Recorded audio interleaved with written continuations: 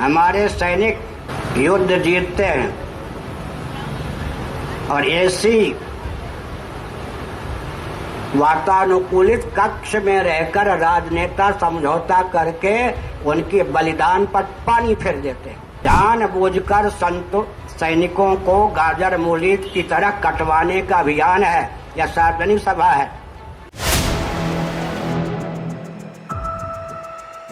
Bharat Pakistan cease fire के बाद शंकराचार्य बोले, हमारे सैनिक युद्ध जीतते हैं और वातानुकूलित कक्ष में बैठकर राजनेता समझौता कर उनके बलिदान पर पानी फेर देते हैं। समझौते के बाद पूरा देश नाराज है। देश का फैसला ट्रंप ले रहे हैं। 28 बेकसूरों की जान का बदला जब भारतीय सेना ले रही थी तो उनको शांत करा दिया गया, वो भी दूसरे देश ने।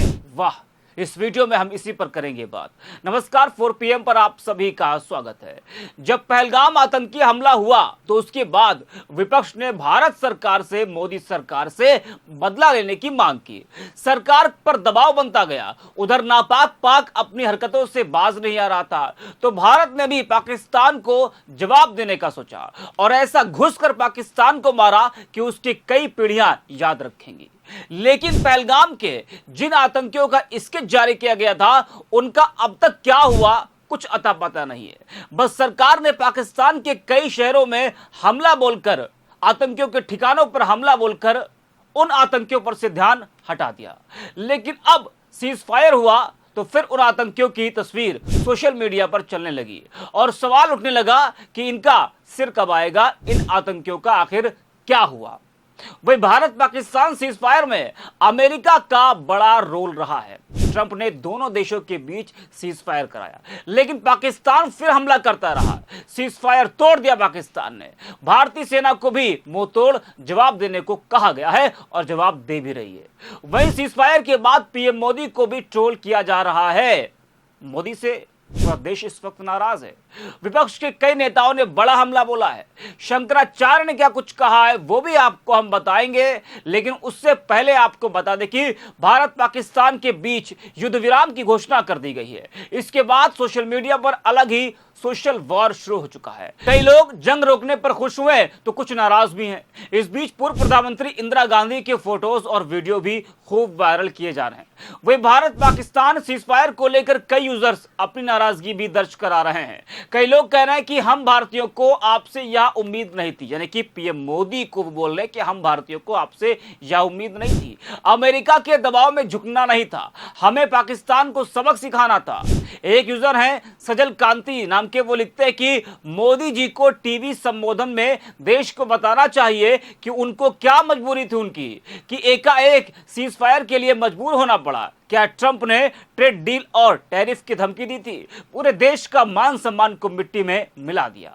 अब भारत को अमेरिकी टैरिफ से बहुत छूट मिलने वाली है। वही अरविंद नाम के यूजर ने मोदी से कई सवाल किए हैं और लिखा है कि प्रधानमंत्री नरेंद्र मोदी जी, आपसे कुछ सवाल हैं हमारे जो लगातार परेशान कर रहे हैं। पहला सवाल, आपको अमेरिका पर कितना भरोसा है? दूसरा सवाल, आपको पाकिस्तान पर कितना भरोसा है? कश्मीर मुद्दे पर मध्यस्थता की सोचने की हिमाकत आपके मित्र ट्रंप ने कैसे की? आपने जवाब क्यों नहीं दिया? पहलगाम हमले के दोषियों को क्या दंड मिला?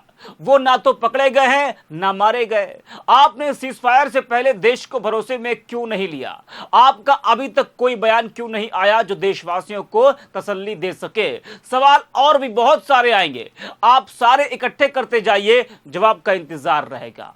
तो कुछ इस तरह के सवाल पीएम मोदी से सीज फायर के बाद पूछे जा रहे हैं। वहीं भारत पाकिस्तान सीज फायर के बाद पूरी पीठ के श्रीमद जगतगुरु शंकराचार्य का एक वीडियो सोशल मीडिया पर तेजी से वायरल हो रहा है, जिसमें शंकराचार्य ने कहा, हमारे सैनिक युद्ध जीतते हैं और वातानुकूलित कक्ष में बैठकर राजनेता समझौता कर उनके बलिदान पर पानी फेर देते हैं।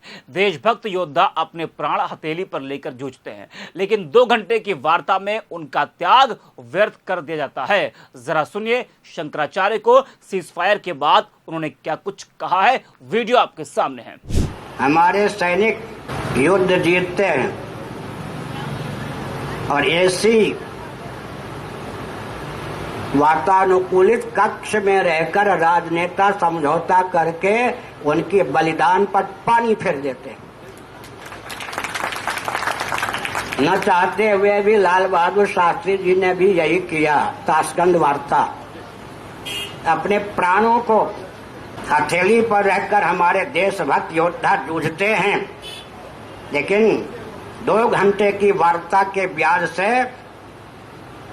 राजनेता उनके बलिदान पर पानी फेर देते हैं। वाजपेयी जी को मैंने सावधान किया था 7 महीने पहले जम्मू कश्मीर आदि क्षेत्र की यात्रा करके, और मैंने घोषणा कर दी थी पटना में और भुवनेश्वर में पाकिस्तान आक्रमण करने वाला है।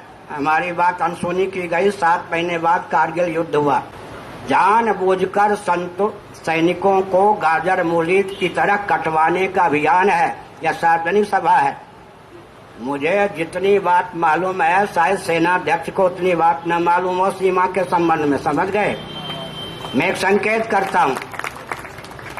माननीय दलाई लामा जी जब भारत में अतिथि के रूप में बुलाए गए, उसी समय उनके ब्याज से चीन ने अपने गुप्तचरों से, आतंकवादियों से, अराजक तत्वों से भारत की सीमा और भारत को भर दिया। साथ ही साथ आपको पठानकोट कांड मालूम है या नहीं? अभी नहीं, इससे पहले वाला। अभी तो मोदी जी के शासनकाल का अलग है, इससे पहले वाला। हमारे सैनिकों को हाथ पांव बांध करके रख दिया गया है। अत्याचार सहो, प्रतिकार बिल्कुल मत करो। यह जो लोकप्रियता का दुर्व्यसन प्रधानमंत्री, रक्षा मंत्री, गृह मंत्री के पास है, यह भारत के लिए अत्यंत अपराध है और सैनिकों को बेमौत मरवाने का षड्यंत्र है। क्यों विलंब हो रहा है? हमारे लाडले लाल सैनिकों पर अत्याचार हो रहा है। क्यों केंद्रीय शासन तुम सह रहा है?